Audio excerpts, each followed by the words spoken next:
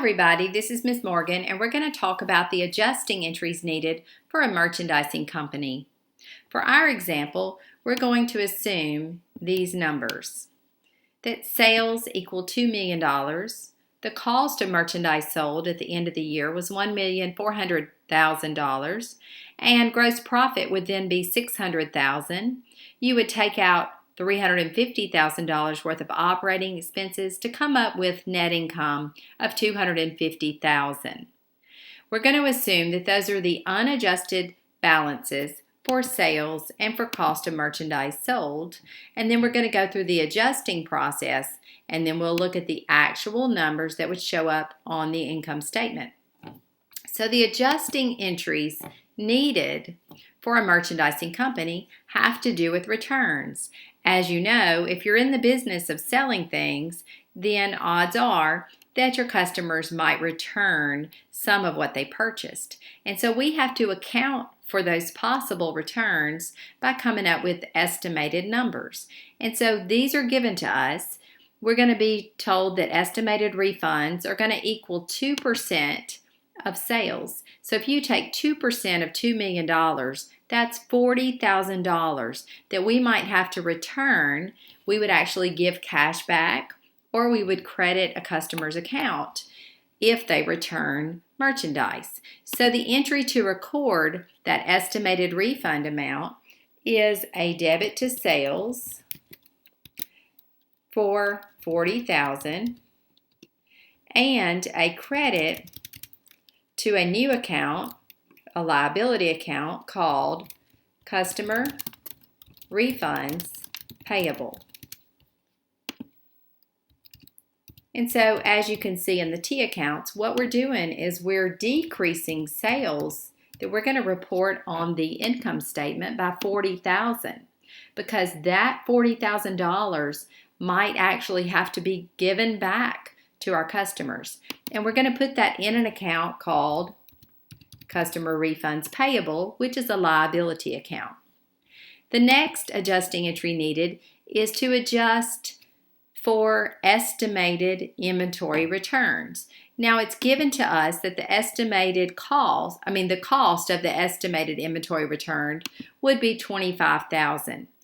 So our adjusting entry would be a debit to a new asset account called Estimated Returns Inventory for the cost of the inventory return, $25,000, and we would credit cost of merchandise sold for $25,000.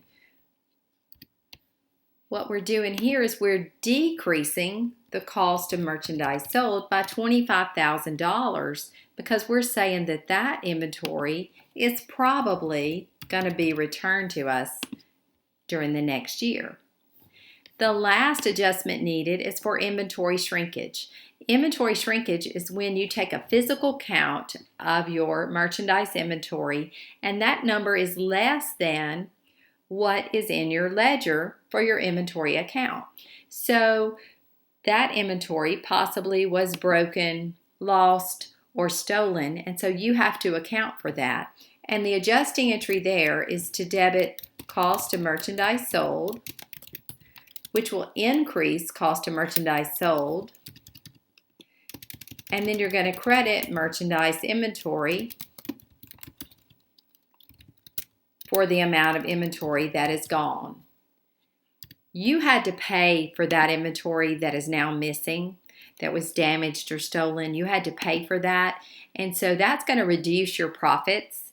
So the way you're going to expense that is to debit the cost of merchandise sold account, which actually increases the cost of what you sold, and so you increase that amount through this adjusting entry. As you see here, sales, the adjusted amount of sales would be $1,960,000. And then cost of merchandise sold would be $1,386,000. And that would give us a gross profit $574,000, And then if we take out operating expenses of $350,000, then our gross profit, adjusted gross profit, net income, which would actually be on the income statement, would be $224,000. So these are the amounts that would show up on the income statement. Also, before I scroll down, sales will be closed out at the end of the year. It is a temporary account and it will be closed out. Cost of merchandise sold is an expense account. It also will be closed out. But customers' refund payable, the liability, and estimated returns inventory, the asset, will be on your books next year because those are balance sheet accounts. So when a customer does make a return, the seller's journal entry to record the return is going to look like these two entries. Assume the customer returns merchandise for $5,000. Your cost of that merchandise was $3,000. Well, you've got to debit customer refunds payable for $5,000 and you'll credit that customer's accounts receivable account for $5,000 because you're going to give them credit for returning that inventory. The actual cost of the inventory returned is $3,000. So you'll put that back into inventory and you'll take it out of the estimated returns inventory. So I want you to see how these accounts will work in the following year. You'll debit customer refunds for the amount of the refund, $5,000. And then you're going to credit estimated returns inventory when a customer does make a return because it's going to reduce the amount of the estimated returns. Once again, there are 3 adjusting entries needed for a merchandising company, and I hope this helps you understand those 3 entries a little better.